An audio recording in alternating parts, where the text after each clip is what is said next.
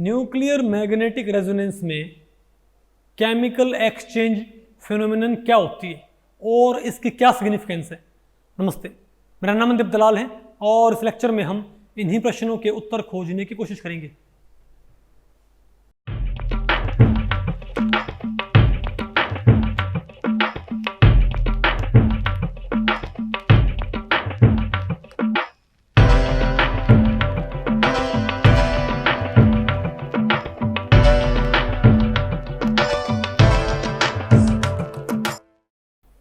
Okay, तो बताओ अब हमें क्या पढ़ना है भाई, बताओ। Chemical exchange phenomenon on NMR in NMR spectra, ठीक है बात। तो भाई इस टॉपिक को हमने टोटल 3 सेक्शंस में डिवाइड किया। पहले हम क्या पढ़ेंगे, definition of chemical exchange in NMR, फिर आपने क्या पढ़ना है, effect of chemical exchange on NMR spectrum, और फिर हम क्या पढ़ेंगे, एप्लीकेशन इसकी, ठीक है बात। तो पहले बताओ हम क्या पढ़ते हैं, definition of chemical exchange.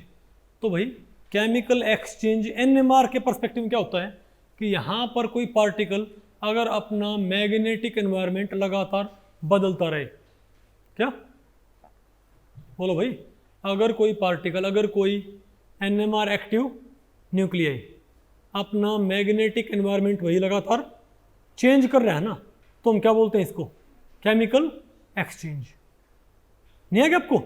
For example अगर मैं ये कहूँ कि हमारे पास वही थोड़ा सा, अरे भाई थोड़ा पानी मिला रखा हमने किसमें, CH3CH2OH में, तो ये जो प्रोटॉन है, ये क्या है, जो प्रोटॉन है, ये प्रोटॉन बताओ क्या करेगा, ये लगातार भाई, ये एसिडिक प्रोटॉन है ना, ये कौन सा प्रोटॉन है, एसिडिक, तो यहाँ से लगातार क्या होगा, ये डिसोशिएट, तो ये आपस में अपने प्रोटॉन्स क्या कर सकते हैं, एक्सचेंज, मतलब इसका यहाँ पर आ जाएगा, इसका यहाँ पर आ जाएगा, इसको बोलते केमिकल एक्सचेंज।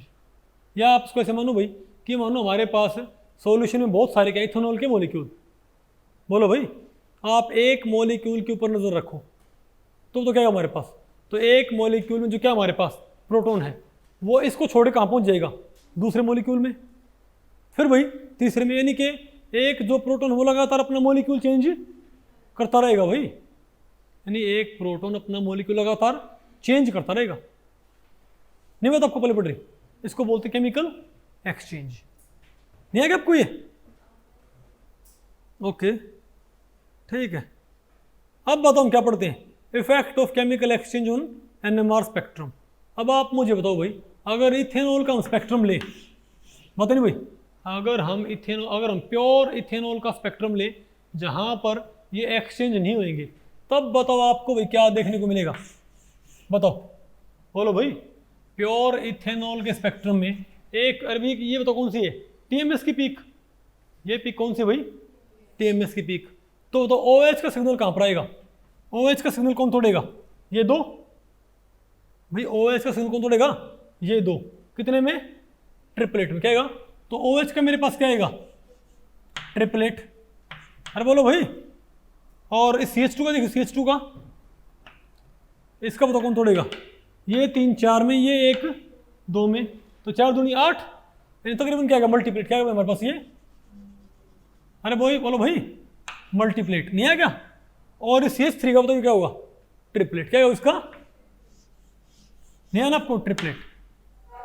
ऐसा स्पेक्ट्रम हमारे पास आना चाहिए कि नहीं आना चाहिए भाई, इजंट इट।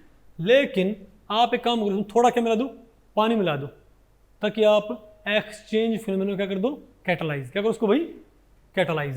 तो क्या हो जाएगा हमारे पास, तो ये जो स्पेक्ट्रम होएगा ना, तो ये जो OH है पता क्या करेगा, ये इसका पता क्या बन जाएगा, अभी तक OH क्या है, सिंगलेट, सॉरी ट्रिपलेट है, अब पता OH क्या हो जाएगा, OH का पता क्या रह जाएगा, सिंगलेट, OH का पता क्या रह गया भाई, सिंगलेट रह गया। नहीं आया ना आपको समझ में, अरे भाई पानी मिलाते ही OH क्या रह जाएगा, सिंगलेट, प्लस ये जो CH2 है इसका पता क्या रह गया, क्वार्टेट, यानी इसके सिग्नल को बताओ सिर्फ कौन तोड़ रहा है, अब ये 4 सॉरी ये 3 प्रोटॉन भाई, ये बताओ क्या है हमारे पास, ये क्वार्टेट, क्या भाई, क्वार्टेट, और इसका बताओ क्या है हमारे पास, ट्रिपलेट। नहीं है क्या, तो यहाँ पे क्या लग रहा है कि अरे भाई अगर हमारे पास क्या है, इम्प्योर इथेनॉल, तो आपने क्या पाया कि इसका सिग्नल, तो प्योर में तो क्या होता है, इसका सिग्नल ये भी तोड़ता है और ये भी तोड़ता है, और इसके सिग्नल को ही तोड़ता है ना। लेकिन इम्प्योर में तो क्या हो गया, OH के सिग्नल को ये नहीं तोड़ता और इसके सिग्नल को ये नहीं तोड़ता, यानी इनमें कपलिंग क्या होगी, खत्म होगी ना। बोलो भाई, तो बताओ हम क्या बोलेंगे, तो जिस पार्टिकल का, जिस प्रोटॉन का, जो प्रोटॉन कहाँ होगा इन्वॉल्व भाई, एक्सचेंज में, उसके सिग्नल को नहीं तोड़ता भाई, और ना ही वो किसी का सिग्नल तोड़ता, उसका तो क्या हो जाएगा, सिंपली सिंगलेट। हाँ एक बात और, अगर एक्सचेंज फिनोमेना क्या हो जाए, स्लो हो जाए, क्या हो जाए, अगर भाई एक्सचेंज फिनोमेना क्या हो जाए, स्लो हो जाए, तब क्या आ जाएगा इसका, मल्टीप्लेट। यानी मैं आपको बताऊं भाई, अगर एक्सचेंज फास्ट होंगे तो क्या नजर आएगा, सिंगलेट।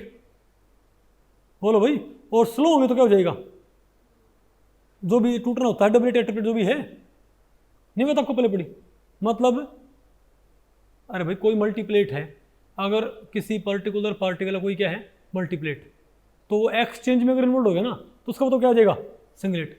अगर थोड़े बहुत अगर एक्सचेंज स्लो है तो क्या आएगा, अगर एक्सचेंज है लेकिन स्लो है तब भी क्या रहेगा उसका, एक्सचेंज स्लो है तो भी क्या रहेगा, मल्टीप्लेट।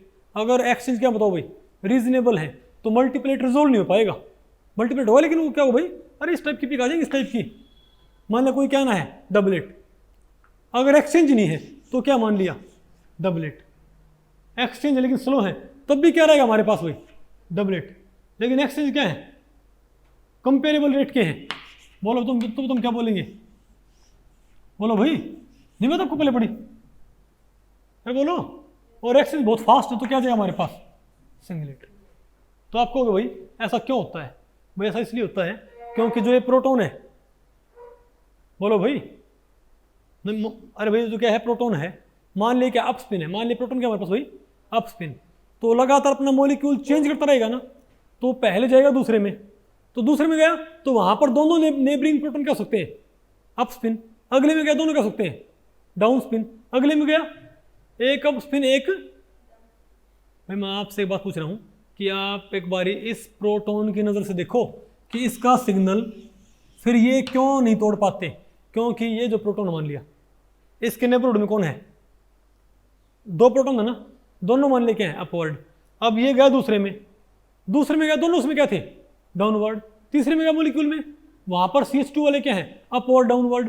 अगले में गया दोनों क्या है, अपवर्ड। अगले में गया वहां पर क्या है, डाउनवर्ड। अगले में गया, तो जब ये प्रोटॉन अपना मॉलिक्यूल लगातार चेंज कर रहा है तो इसके नेबरिंग CH2 बदलते रहेंगे ना भाई, तो कभी तो नेबरिंग CH2 वाले प्रोटॉन क्या होंगे, दोनों अपवर्ड, कभी डाउनवर्ड, कभी एक अप कभी एक डाउन। तो इसे क्या लगेगा कि उनकी कोई स्पिन नहीं है, तो इसीलिए इसके सिग्नल को ये नहीं तोड़ पाते। और सिमिलर बात यहाँ ट्रू होती है, यहाँ होल्ड करती है भाई, अगर ये CH2 इसका नेबरिंग प्रोटॉन लगातार बदल रहा है, तो अभी इसके पड़ोस में जो प्रोटॉन वो कौन सा मान लिया, अप, फिर नया आया वो कौन सा है, डाउन, फिर एक और नया वो कौन सा है, अप, फिर एक और नया वो कौन सा है, अप, फिर एक और नया वो कौन सा है, डाउन। तो इस CH2 के पड़ोस में आप अब इस एक मॉलिक्यूल के नजरिए से आप देखो, तो ये मॉलिक्यूल में इस CH2 के जो क्या है OH वाला नेबर वो लगातार बदल रहा है भाई, तो कभी तो OH कौन सा आएगा, कभी तो OH वाला H क्या आएगा, अपवर्ड, कभी क्या आएगा, डाउनवर्ड, कभी अपवर्ड कभी डाउनवर्ड, कभी खुशी कभी गम, और बोलो भाई कभी अपवर्ड कभी डाउनवर्ड, इजंट इट। तो इसे क्या लगा भाई, इसे कोई स्पिन नहीं है, नहीं है आपको भाई।